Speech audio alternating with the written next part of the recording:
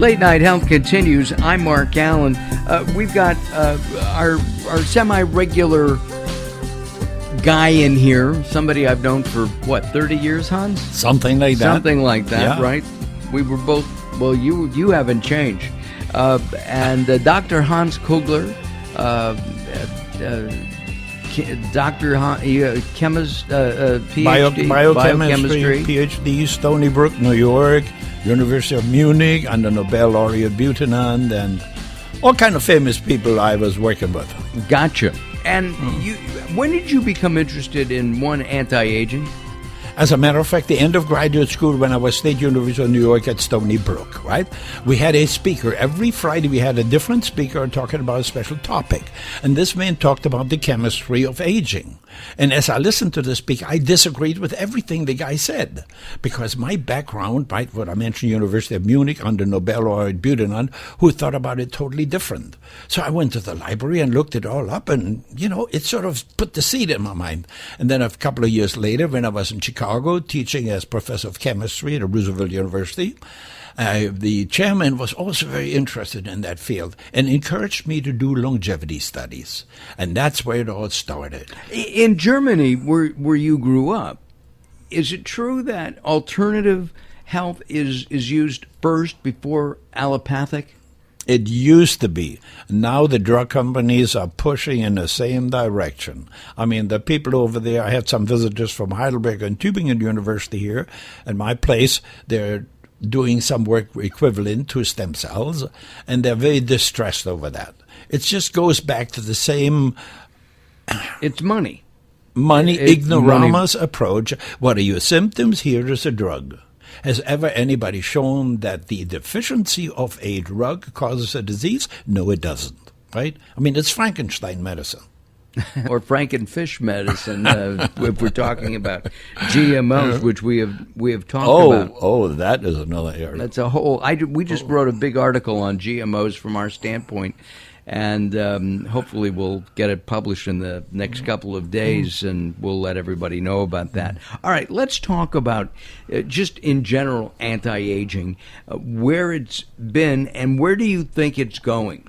Can somebody live to 120 and be mobile, be self-sufficient, and know that they're who it is that they are? You read the literature, right? Because those are the three topics that were just discussed by the experts, right? Now, earlier we used to tell people to practice good health practices. Well, that was kind of nice, nutrition, exercise, stress management, environment. And people used to ask us, well, tell us something about real anti-aging. And now with the discovery of telomeres, those are the extensions at your DNA molecules that get shorter with age, we now rearrange the health practices as anti-aging modalities, depending on research that we're getting with a focus on these telomeres. And they are now rearranged in the order of number one, exercise, number two, detoxing, number three, supplementation, general nutrition, then we go into environment, right? So we're going to talk about a number of these things. The telomeres, do we want them to be short or long? We want them to be long. Right. They're long at the time of birth. For humans, this actually goes into religion. I mean, I grew up in a very conservative environment. 80% of my fellow high school students became Catholic priests, right? And so when I sort of moved away from it, I thought it was pushed down my throat. But the older I get, the more I look at this, the more I think, man, there's some sense in there. There's some common sense in there. And because, see, it's impossible that by accident all the species have those telomeres, right? And they're just in different lengths. For humans, 54, and every time a cell divides, 54 subdivisions. Right? Okay. And every time a cell divides, it chops off one of those subdivisions. And if we wouldn't kill ourselves with other things, by the time they'd all be used up, we would have a maximum lifespan of about 120. Right? Now, dogs have 15, a lifespan of about 23 to 25. The Galapagos territories, 75. It's 250, and so on. Right? And can we make a GMO so that we can have 108 and just double it? Let's get away from those GMOs. I mean, GMOs, they're really BSing us, right? I mean, this whole industry is very phony and money-oriented. Any company that is saying that they want to help make crops better, that wants to make food better, that wants to help people, yet they invented Agent Orange. And 50 years plus after the Vietnam War, the VA still treats veterans for exposure to Agent Orange. And, and the government in Vietnam have all kinds of problems from mental illness from kids. It's found in the soil. They're growing food. It's really a sad thing. So any company that's going to develop something like that, I don't trust. I don't trust them either. I never trusted them. No. As a matter of fact, they used to have safety tests, right? They call them 90-day safety tests. Like they compare their genetically modified foods to regular foods only for 90 days. Well, why? Because up to 90 days you don't see any difference. Now, there's this friend of mine, Professor Gilles Seralini at Caen University of France. He went past the 90 days, and now what he finds? He finds tumors, organ malfunctions, everything. You mean from animals that have been eating genetically modified foods? Yeah. What also scares me, I was talking to somebody a few weeks ago, and we're going off on a totally different tangent, but that's okay. They were talking about how we've had genetically modified foods for thousands of years. No, and we don't. I said, no. I said, that's hybridization, cross-pollination, and that's a naturally occurring thing. It's not happening in a petri dish where you can add things like Roundup into the DNA. And they're not really doing it very scientifically. They're taking the DNA, they're shooting in a gene, and when it catches somewhere, they call that science. I call it junk science. What about double-blind placebo studies? Do you believe in that? Yes, but for the right reasons, right? We want to check that what we're doing in the laboratory is really giving the results that we are seeing, right? And, along those lines, it's better to stick with nature.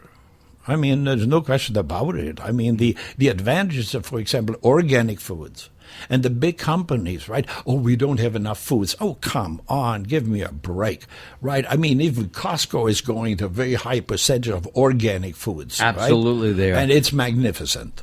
One of the things that bothers me, and I don't know if you've heard about this, but the Monsanto and Dow and other GMO companies are actually lobbying Congress to make legislation to say that GMOs are, in quotes, natural. That's a bunch of baloney. And I've said this a lot, and I'm getting on some really good connections there. I mean, I've given talks all around the world about that with the American Academy Anti-Aging Medicine, my International Academy Anti-Aging Medicine. We don't take this kind of pseudoscience. And to you, it is pseudoscience. I mean, when I first heard about GMOs, when we come back from a break coming up, we're going to talk about some environmental issues that we'll discuss. But when I first heard about it, it made sense. Totally. I mean, it does. It makes sense. You can modify the gene and the plant, the corn, the ear of corn is resistant to disease, doesn't need as much water, produces more, is supposedly more inexpensive. But then all of a sudden you start looking at this stuff.